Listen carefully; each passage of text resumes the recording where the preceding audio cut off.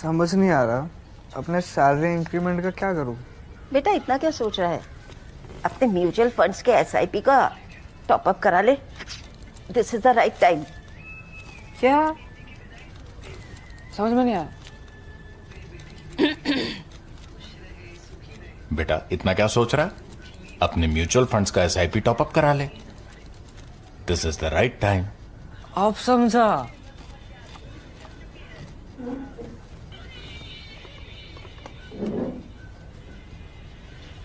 Mutual fund investments are subject to market risks. Read all scheme-related documents carefully.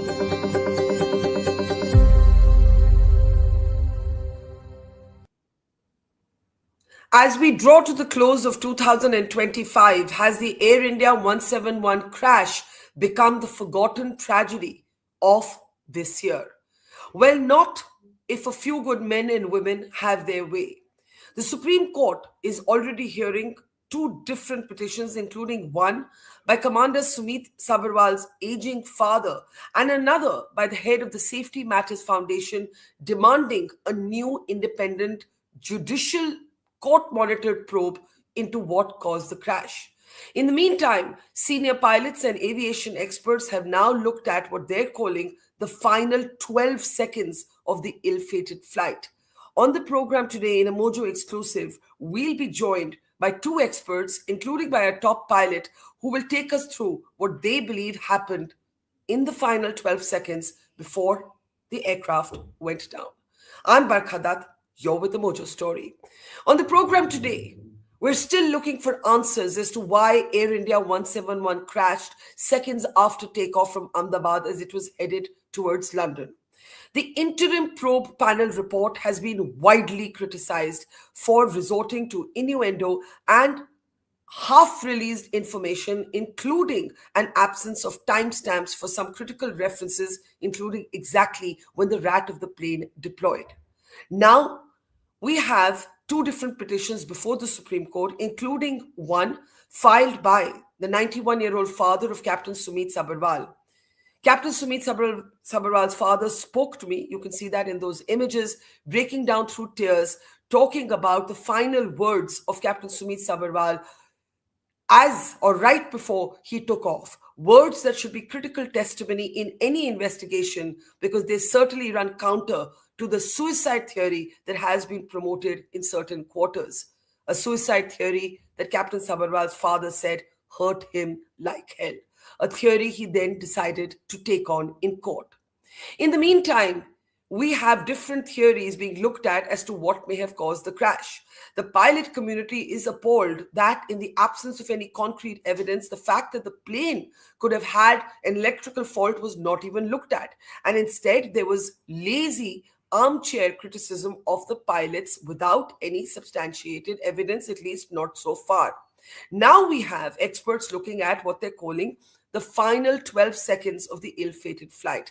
I want to welcome our two guests on the program today as we take you inside the last 12 seconds of this tragedy. Captain Amit Singh is with us. He's, of course, been a senior pilot. He's today the founder of the Safety Matters Foundation, and he's one of those who has actually filed a petition before the Supreme Court. These petitions will hopefully get their next hearing, Amit, in January. But it's important to remind our audience that the Supreme Court has already said that the entire country is inclined to not blame the pilot in the way that sections of the Western media have done. And I also want to welcome to the program Rachel Chitra. She's an independent journalist. She has been writing and reporting relentlessly for the last few months since the Air India 171 crash took place. Really classical, old-fashioned beat reporter committing herself to pursuing the truth of this tragedy. So thank you both for joining us. Captain Amit Singh, I'm going to start with you. You have given us access to a report that you have prepared.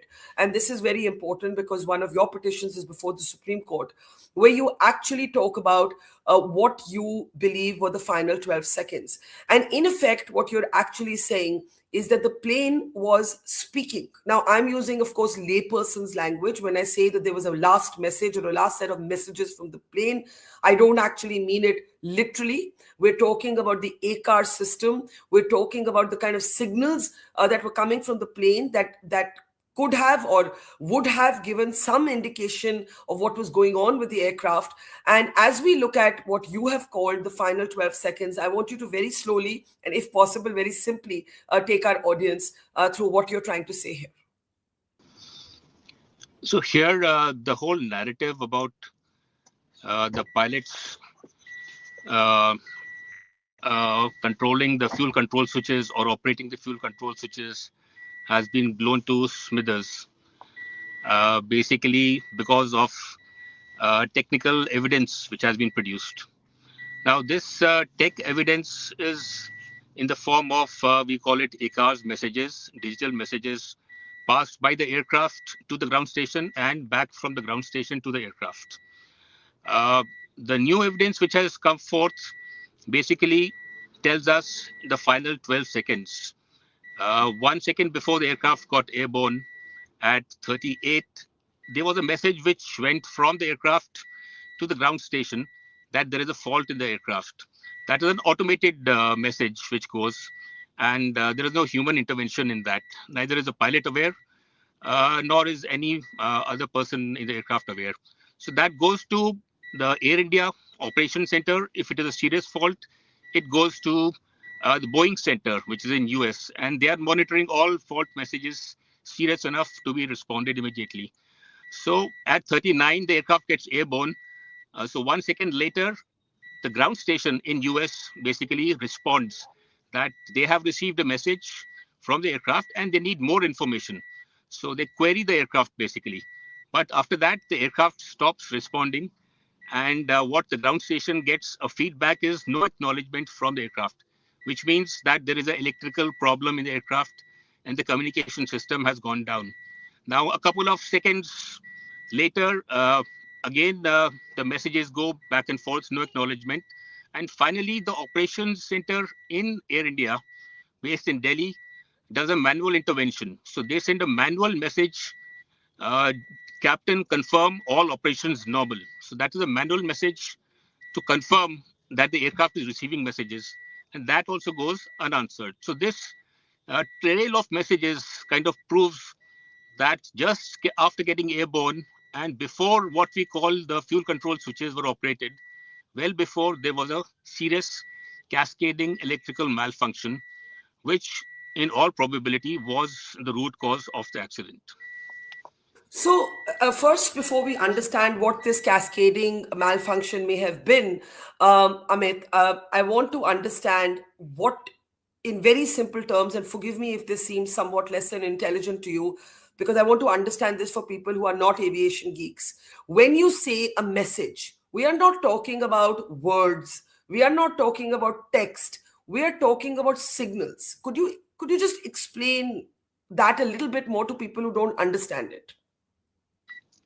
So there are certain signals. The aircraft is completely computerized, digitized, and it is automated to send certain faults to the ground station so that they understand what's happening inside the tech part of the aircraft. So these are digital signals uh, which go through various communication channels like the satellites or the direct VHF, what we call uh, very high frequency channels. So those are used to basically tell the health of the aircraft. So at all times, the engines and other operational parts are monitored. The health of the aircraft is monitored by both Air India and critical systems by Boeing. So these messages go back and forth, And and these are there is a automated, capability. and these are automated. The aircraft is like a big computer in the sky, and the aircraft is designed to send automated signals, which is the language in which the aircraft is communicating both to Boeing and Air India in this case. So Yes. these are coded messages, short form, uh, in 3 letters or 4 letters, which are sent to Air India and Boeing, and they have their own repository from which they decode these messages. So we have, like in the visuals, we have shown MAS and ENG. So these are basically certain messages which can be decoded only by Boeing, certain can be decoded by both Air India and Boeing. So these are short forms of certain faults or certain events which are happening on the aircraft. Okay, I'm going to let you fix that beeping sound behind you, and in the meantime, get to Rachel, because I want to, with Captain Amit, understand, what each of these references means. What I've understood is that these are coded messages, they're digital messages, Rachel, but there is a kind of language that the aircraft is speaking in its final moments, in its final 12 seconds, that are now accessible and available pretty much to everybody. And when you look at the way Captain Amit Singh has broken down those final 12 seconds, and we can go back to those graphics, Rachel, what is the message that emerges for you as somebody who's been following this issue so closely? So the thing is, to first understand these 12 seconds, I think we need to go to what happened 15 minutes before takeoff. And 15 minutes before takeoff, this plane had no-go faults. And the thing is, even one no-go fault, if the plane had, it should stop. Like, it cannot fly. Like, under regulations, it is not permitted to fly because these are serious faults. And this plane did not have one, but had 6 no-go faults. So the first no-go fault is the bus power control units. So they are like the traffic police for like the power supply. Like, they control the highways, because many people think the AI 171, they think of the engines as just providing propulsion, like thrust, like it's moving forward, but the engines also serve another purpose on this plane, which is providing electricity for the plane. And so the left engine and the right engine, they have these 2 power lines, which is L1 L2 and R1 R2, and these are being controlled by the bus power control units. So even if one of these BPCUs, and remember, like Amit told, like they would send it in codes. So this code was BPCU. So the BPCU had faults, and not just one, both the left and right, meaning both left and right engines, they were falling out of sync, which means that the whole system could. And how can we tell that? And how can we tell that from the ACAR's messages that the 2 engines were not in sync, Rachel? The 2 power control units had failed. And these power control units that are responsible for power stability on the plane are part of the core network. So this goes back to when June 9th, which is 3 days before the crash, when Air India, in good faith probably, marked the core network failure, and this is present in the AIB report. They say this core network is a medium risk failure. And this is something very similar to the Lion Air tragedy, because in the Lion Air tragedy, this MCAS system, they did not inform pilots. Like the MCAS, the software that resulted in the crash.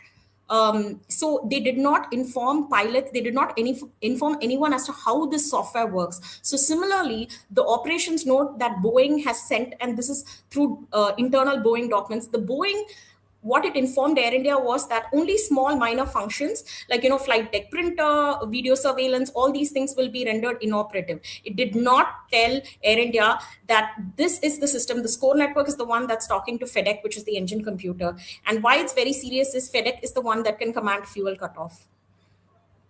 Okay, I'm going to try and request Captain Amit to break this down into even simpler language. I know both of you have been living and breathing this issue for the last many, many weeks. But Captain Amit Singh, I'm going to take you back to your own report, which is on the screen.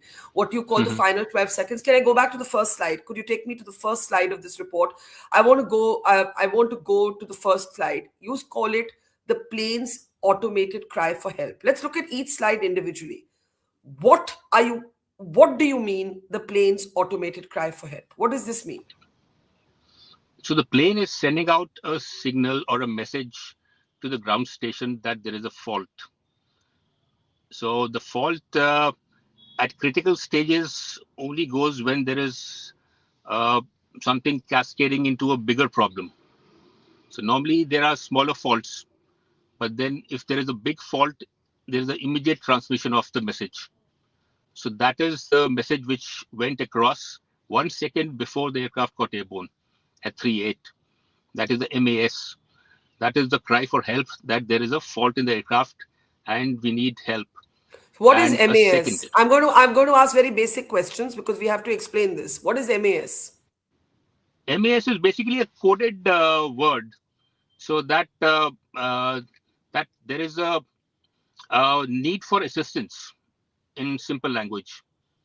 So assistance is required. here's my question. Is this interpretative? Like, could someone look at the coded messages coming from the aircraft and interpret them differently from what you have? You have looked at this signals from the ACARs and said it was a cry for help. Could somebody else look at this data and say, no, it doesn't mean that? How do you interpret these coded messages? So there are certain coded messages which are open, but there are certain messages which are only privileged information of Boeing. So we have a list of messages of faults which appeared after pushback, just when the engines were starting. So those were related to electrical and the electronic flight bag, certain with the hydraulic systems and the flight controls. So these messages are common, and because they have an interpretation in the books, which the pilots have. So next level is there are certain messages which only the engineers can decode, because that is used for their And this data troubleshooting. and these messages would have been looked at later, because I'm assuming every flight in the sky, you're not monitoring the signals coming out of it.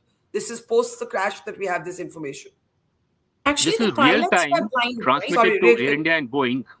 I know it's So real time, as- but is somebody as it monitoring was it being constantly? played- Is somebody monitoring it? I know Yes. it goes out real time. I know it Yeah. goes out real time, but is somebody looking, because there are thousands of planes in the skies. So is somebody looking at the sort of digital signals that are coming from every plane all the time, 24/7?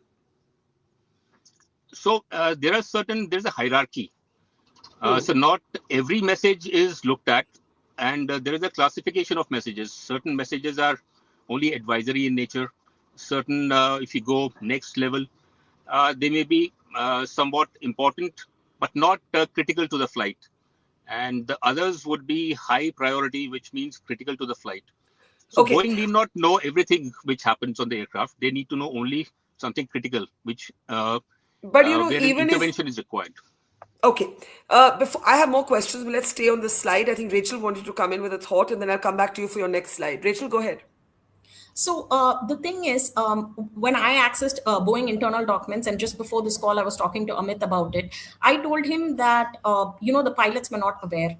The cockpit was blind because what happened is there is something called the flight deck printer, and that got MEL'd, which is like marked as a medium risk on June 9, 3 days before the crash. So that's like your backup to your electronic flight bags, and then. The electronic flight bags themselves failed. These were the systems that were informing the pilots. The ACARS communication that was going to the Belleville, Boeing's monitoring hub in the US, and which was going to the Gurgaon office of Air India. These messages were going both to Air India and Boeing, but they were not going to the pilot. The pilot was unaware that these no-go faults are flight critical faults. The plane should have never flown with these faults. And the captain was unaware because the no-go faults appeared at the same time the fault monitoring system itself went down. And the reason the fault monitoring system went down is because there are these fault monitoring computers that are also attached to the core network, which goes back to the fact that Boeing has linked nearly every flight critical system to this core network, but told us that these are non-flight critical functions, and that only like minor functions will be rendered inoperative if this core network is not so Captain Sumit had no idea. The first So officer when flight you leaders had say no idea. the pilots were not aware and the cockpit was blind, and in that sense you draw a parallel with the 737 MAX Lion Air flight, where basically the pilots were blamed for the crash, and it took a second crash of the Ethiopian Airs of the same model for it to be established that it was actually a problem with the MCAS, it was a problem with the software. If you were to draw that analogy, what you're basically saying is that the pilots sitting in the cockpit seconds before this aircraft is to take off have no idea that the aircraft is actually emanating a signal that is indicating that there's a fault. Now, what is this no-go fault? Could you explain that? So as per regulations, planes are not supposed to fly if they have any one of these faults. So the power control unit I talked about, the BPCU, if even one BPCU faults, they're not supposed to fly. So, and the flight control computers are very critical. So even if one flight control module faults, they're not supposed to fly with it. So the fact is, in this plane, both power controllers failed, left and right, and all three flight control modules failed. So if you see, there have been maintenance logs which show that the previous flight had a stabilizer trim issue, and AIB report only mentions that there is a sensor problem with the stabilizer. It did not mention that the entire stabilizer motor, trim, and sensors and the wiring, Okay, let's everything go had slowly.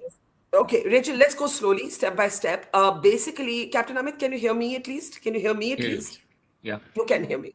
So let's go to your next slide. You started by saying that in the final 12 seconds, there's a cry for help. Go to the next slide, please. It's an automated MAS. Can I go to the next slide? I need to read the next slide. You need to go back. An automated MAS alert reported a serious system fault needing maintenance. Now, this is something the plane is doing automatically according to you. The pilots have no idea. The cockpit has no idea. I'm assuming it all happens so quickly that the airline and the manufacturer have no idea either, because they're not necessarily looking at these signals. Am I right in assuming that? No, they had 15 minutes time. They had 15 minutes time. So then I don't understand why the cockpit would not know. So I want Amit to explain this. If there was a 15-minute window, as Rachel is arguing, Captain Amit, then what happens in these 15 minutes? Because I assume that we're talking about the final 12 seconds where this data is coming, which means the plane is already mid-air. Yeah, so how these faults occur is individually these faults are low safety events, which means individually they do not affect. But there were, like Rachel said, a couple of faults for which the aircraft should not have departed. But there was a trigger. The trigger started the cascade of electrical events which brought the aircraft down. And the confirmation is the ACARS messages stopped going to the Boeing and Air India Operations Center. So that is the confirmation. Okay, I'm confused. I'm confused. These final 12 seconds are they're the final 12 seconds before the aircraft goes down. Am I correct, Captain Amit? Yes, correct. At which point if the ACAR stops relaying information and it goes silent in the end, and therefore the plane has, I guess, crashed at that point, or something else has gone wrong, what are these 15 minutes that Rachel says did provide a window? Basically, what I'm understanding, and again, I'm going to use very simple language. I'm not a technical person. I'm going to say it as I understand it. What I'm hearing you say is individually, some of these problems by themselves are not considered a high risk factor. So they would not have been looked at as grounds enough for the plane not to take off. But something happened that created either a domino or a snowballing effect, what you called a cascading technical failure. And you are saying that the signals that emanated from the plane in its last few seconds, its final 12 seconds, show you the extent of that system failure. Now, I want to understand how and when this became something that is known, and would it be known to the preliminary investigation panel that wrote a report but did not make any reference to this particular data? So all this data would have been available to the investigation bureau. The preliminary report should have contained all these faults, since they started when the aircraft pushed back with an intention for taxiing out for takeoff. So these are recorded messages which were shared with everybody, Air India and Boeing. So these certainly would have been recorded and kept in the repository for investigation. Are you surprised that there was no reference to them in the preliminary investigation report? I am surprised that even before the report came, the Air India, the Tata's chairman, Mr. Chandrasekhar, gave a clean chit that there was no fault with the aircraft. Because I don't know how he was so confident in saying that, but certainly there was evidence, and there is certain evidence. These last few messages which did not go and no acknowledgement is a confirmation that there was a big technical electrical event which happened on the aircraft. Well, to be fair, the preliminary investigation report, which all of us have picked different kinds of holes in, one of my problems with it is that it doesn't make a 50-50 scenario even. It doesn't even start with the assumption that this could be a pilot fault and this could be an aircraft fault. It straight away actually says there was no problem with the aircraft, right? And you're saying it would have had access to this very data. Before I understand why, therefore, they would have read it differently. There's another... Say, Amit. Another reason why I say this is because the narrative that Captain Sabharwal cut the fuel control switches cannot be proven because the front black box was recovered. The rear black box was not. The data could not be recovered during the preliminary investigation, and the front one only records the area mic. Area mic is a common mic in the cockpit. It does not differentiate between the captain and the first officer or co-pilot. So you cannot say, unless you have done a voice analysis, whose voice is it? So how could the narrative be built that Captain Sabharwal did it? The rear... Hang on. What about the cockpit voice recorder? Yeah, that's what I'm saying. The front cockpit voice recorder records only the area mic. It does not record individual channels. So how can they differentiate between the captain and the co-pilot? It only records the area mic as a general mic, like you keep a mic and 4 people are speaking. So it records all the voices, but you cannot differentiate who's speaking. Whereas the rear one can differentiate whether the captain is speaking or the co-pilot is speaking. But the rear one was, the data was not recovered from that. So that's why I'm saying the narrative which is being built that Captain Sabharwal did it is totally baseless. I also want to play out a very short clip of my interview with Captain Sabharwal's father because I think it's two things are pertinent to the investigation, but I'll do that in a moment. Rachel, I want you to explain your 15-minute window because I didn't understand that clearly. Captain Amit Singh, I hope you can hear Rachel. Can you hear her? Hi. Yeah. Okay, I'll try to speak more loudly then if I've not been loud enough. So the reason I am going back to what happened 15 minutes before takeoff is because one of the things that failed was the flight control modules, which is like the flight control computers. They are like the arm of the flight control computers. Why this is very important is in 2016 itself, the FAA warned that these flight control modules can reboot in air. And now this comes to, if they reboot in air, then the logic that they are, logic would be on ground. And if the default logic goes to on ground, then engine computer, which is FedEx, will meet certain conditions under which it can command fuel cutoff. So this is why it is very important we go to that 15 minutes before takeoff, and the AIB should have published this, that the flight control modules were reporting errors because they are responsible for FedEx logic.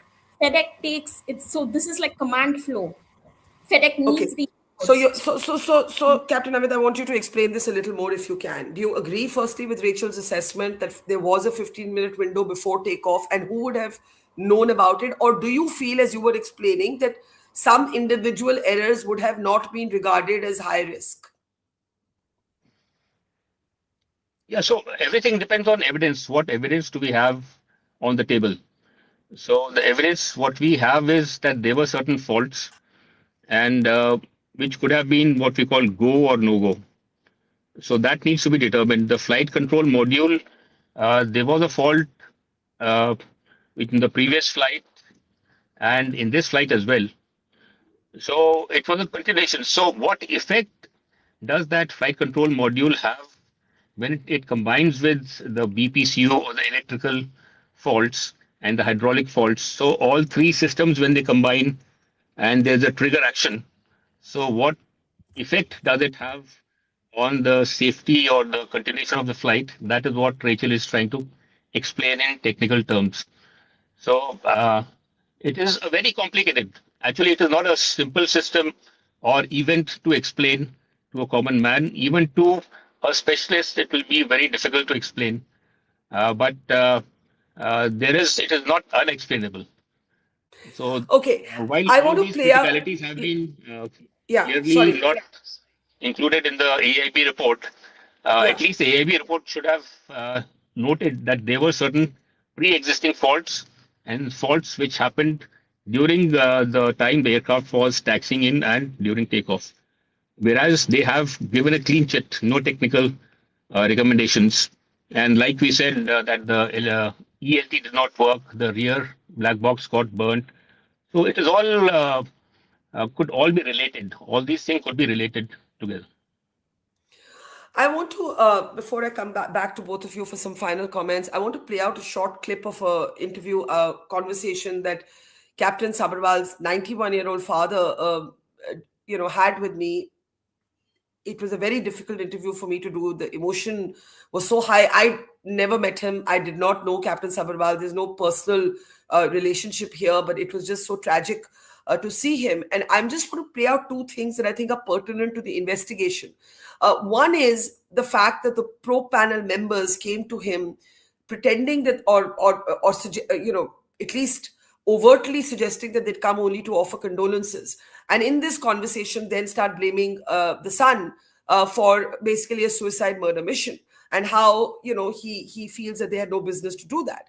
The second is that he has for the first time shared that his son did call him very normally, very routinely, and said, I'll call you from Gatwick, which is where the plane was meant to land, basically suggesting that there was nothing out of the ordinary when it came to Captain Sumit's mental state, at least nothing that the father could see, nothing that anybody else could see. And this becomes relevant because of the sort of whispers about the suicide murder mission. I just want to play out this clip and then I'll come right back to all of you. Take a look. Two people came to condole.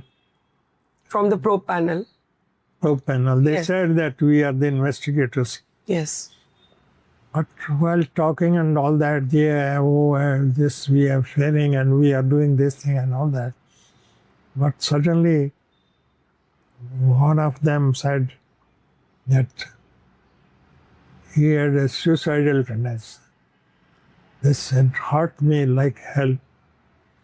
I told him that he was a professional pilot and a well experienced, and he knew his job very well, Yes. and it is incorrect. I do not know what a man can do in that few seconds, less than 10 seconds, what he did. Because as the profile of the flight, which was shown on TV, I feel it was a balanced flight till lost. Yeah. But here the words, there is no thrust and I'm sinking, or something like that, I'm losing height. Yeah, because we don't have the exact transcript. So that was visible, and this mayday he has said. Yes. And nobody gave them, actually they should give the CVR report, cockpit voice recorder report. Then flight data recorders are there. Everything can come perfectly well. Yeah. Why they are hiding? The thing is, why they are hiding it? He was always, before the taking off from Ahmedabad, he told me, normally whenever he was on flight, he'll talk to me for about 2 hours, every 2 hours or 3 hours, just to see that I'm okay, because he was worried that I should be okay. One day he said, Papa, I'm going for the flight and I'll call you from Gatwick. Yeah. Very happily and good. That day? That day, I said, all the best, beta. Take care of your flight. But that's not the last words with me. His last words were?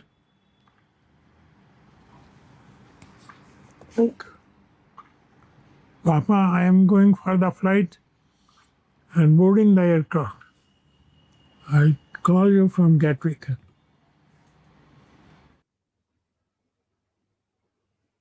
Very difficult but important. Two important points there, right? A very cogent recollection of the last words, a very routine phone call from a pilot's son to his father, a father who, by the way, has spent some time in the past, in his past life in the DGCA, who actually understands to some degree aviation matters. So I want to come to you first, Rachel. What happens now, given the ACAR's sort of interpretation that Captain Amit Singh has put out? Would you be expecting the court, Rachel, I'll start with you before I give Amit the last word, to take cognizance of this, because the court is hearing both Amit and Sumit's father's petitions? Sure. So, what Captain Sumit's father says is very pertinent, that there was selective disclosure of data, that they weaponized the data. So, he said either release the entire CVR or you should not have released it at all. This is what he said in the petition. And if you see everything, all the evidence so far points to the fact that this plane had a serious electrical cascade, and this plane had a serious electrical cascade within 9 seconds. Because the thing is, if the failure had happened before takeoff, okay, like when he was on the runway, just as he was setting thrust and he was just going down the runway, then he could have aborted the takeoff. When the captain can't abort the takeoff is once they crossed V1 decision speed. So that was 080833 UTC in this plane. And then 9 seconds after that is when the electrical cascade hits, because after that, because the aircraft achieved the maximum recorded airspeed, and after that was your fuel cutoff.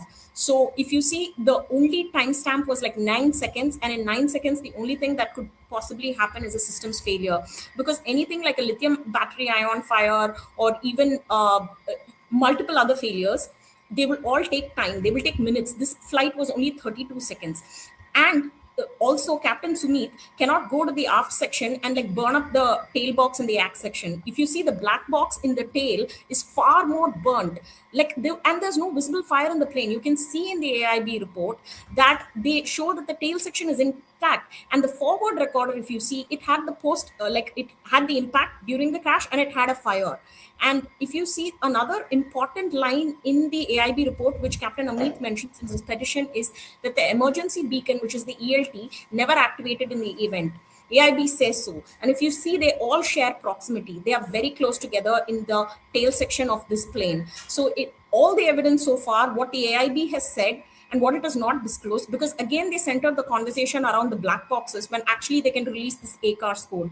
This ACARS code, Sita, which is Air India subcontractor, supplies this code to both Boeing and Air India, and it is available from the satellite provider Inmarsat. So these technical failures, these failures are huge, very serious flight critical failures, because I've spoken to multiple engineers and some of them off record from Air India, and Air India's engineers say this is very scary, that this plane, how did it have 6 no-go falls? How was it allowed to fly? Because this plane should have never flown. And the reason the pilots and the maintenance didn't know was because the fault monitoring computer also went down at the same time these planes. So it's a serious electrical failure, and every evidence points to the fact that it was not Captain Amit, and it was the system FedEx. It is a FedEx commanded fuel cutoff.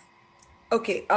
I want to give Captain Amit Singh the last word. We have seen before with the 787, for example, the Osaka incident, where actually an uncommanded action takes place. Once again, the FedEx appears to have a mind of its own. At least the FedEx has done something that the pilots have not directed or steered.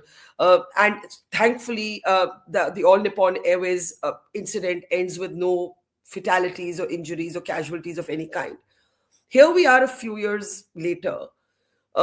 This ACARS data, what are we going to do with this now? That, what do you, as a petitioner in the Supreme Court, intend to do with it? Question 1. Question 2, since it hasn't emerged in the preliminary investigation report, I'm sure it has to be, now looked at. Even if it's disputed or disagreed with, it has to be looked at, discussed. Question 3, if there is only an area mic, what does that do to the demand for the cockpit voice recorder or the exact transcript? If you're saying that you can't necessarily know who is saying what. So I want to know where you intend to take this from here. And finally, Rachel has mentioned 6 no-go faults. This 6 no-go faults, is this something you're able to read from the ACARS signals? So there are these ACARS messages with timestamps available. So AIB cannot refute that these events did not happen.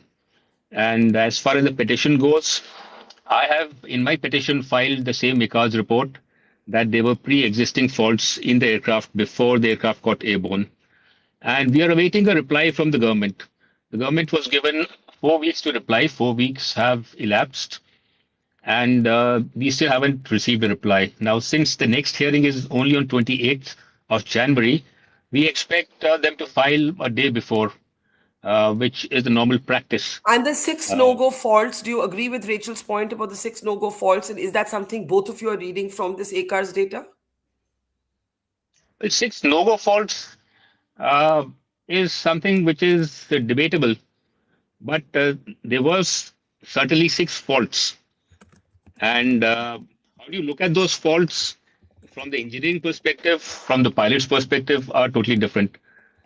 From the pilot's perspective, if I see a fault in front of me on the ICAS displayed, I will take necessary action. But like she's saying, there's a fault monitoring computer which monitors all the faults. If that itself is faulty, the pilot will not see any faults. So it is a bit complicated. Can I simplify? Yes, it's complicated, and without taking anything away from the complexity, I want to just explain what you just said. Basically, you're saying when a plane is cleared or approved for takeoff by engineering or maintenance in any airline, what is a fault and what is a no-go fault is the point here. Rachel is calling it a 6 no-go faults. You are saying there were 6 faults, but somebody may have seen them in isolation, not seen them as no-go faults, and therefore approved the plane. Or they may have seen 1 or 2 of the 6 faults and the other may have followed, which is why you're calling it a cascading effect. So seeing 1 fault or 2 faults, which they may not think impacts the safety of the plane, and hence it is cleared to fly. Am I saying this correctly, Captain Singh? Yeah, in a way.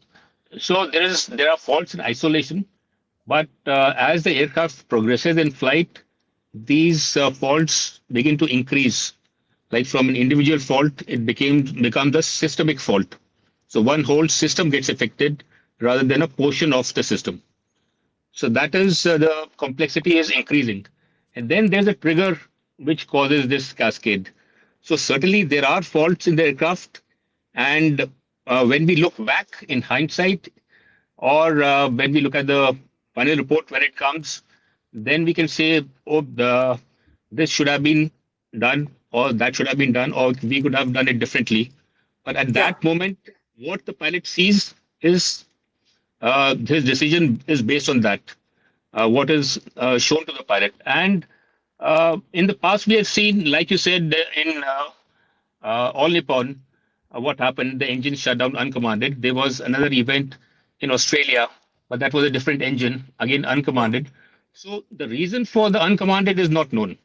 And as far as the philosophy of automation goes, the pilot has the final authority. But in this case, the TCMA, which commands this engine shutdown, it overrides the pilot authority. So this is against the philosophy of automation that the Boeing is following. Okay, we will leave it there. I think this has been a very important conversation. I am certainly not qualified enough to do anything but to listen to both of you very carefully. But what I do want to say in the end is that if this data is there, and clearly it is, you all have spent some time working on it, it should have been referenced in the preliminary investigation report. It should be placed before a community of aviation experts to present their views. And certainly it should be something that comes up as the Supreme Court looks at what should happen next. Is the probe compromised, as so many people have argued it is? Can the probe be redirected or at least supervised by the court, or will there be a fresh probe? We don't know the answers to this. The ball is in the Supreme Court's court, so to speak. But this has been a critically important conversation, and I hope it will start among experts a new conversation, because we cannot let a tragedy of the scale of Air India 171 end forgotten. And I'll just like to end with something that Captain Sumit Sabharwal's father said to me as I was offering him condolences, and I said, "I'm so sorry for your son's death." And he said, "Beta, just remember one thing. This is not about my son. It is not even about the families of the passengers on that plane. What caused the crash is directly linked to the safety and the safety of every single one of us who are part of the flying public." And I think if that's how we see this, we will maybe go deeper into our pursuit for the truth. Thank you to Rachel Chitra, independent journalist, and to Captain Amit Singh, the founder of Safety Matters Foundation and also one of the petitioners in the Supreme Court on the Air India 171 crash. To our audience, thank you for watching. I should say in the end, of course, Merry Christmas, and I hope you have a great evening. Thank you so much. It's great to see you here. Thank you for watching our work. If you haven't subscribed yet, don't forget to click the bell icon and subscribe to Mojo Story and support independent, robust journalism.